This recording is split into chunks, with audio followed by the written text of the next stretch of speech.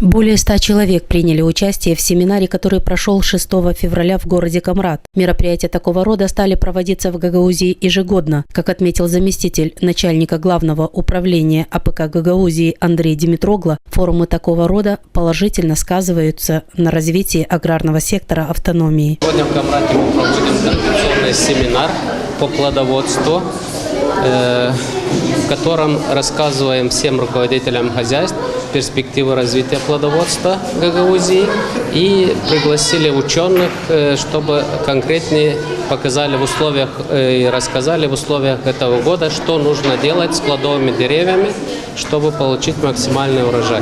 Эксперты проинформировали фермеров о новых тенденциях развития отрасли, определили перспективу выращивания и сбыта плодоовощной продукции.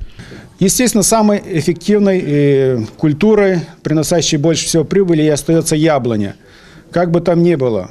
И прежде всего из-за высокой урожайности этой культуры, современные технологии позволяют у нас в республике получать на севере, где более благоприятные климатические условия для данной породы, 40-60 тонн с гектара. Это я никого, чтобы это не поражало. 60 тонн с гектара – это нормальной первосортной продукции яблок получают люди. Большое внимание аграрии Гагаузии должны уделять не только высоким урожаям, но и выращиванию экологически чистых продуктов, которые пользуются наибольшим спросом у населения. Если мы до сих пор нас больше всего интересовала экономическая проблема, сейчас у нас возникает второй вопрос – экологическая.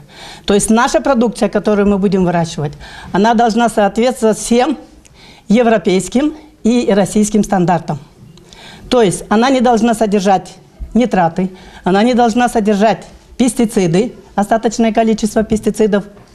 Она не должна, кроме того, иметь вредные объекты. Было отмечено, что проблемы в отрасли сельского хозяйства стало заметно меньше, и фермерам стало выгодно выращивать плодоовощную продукцию.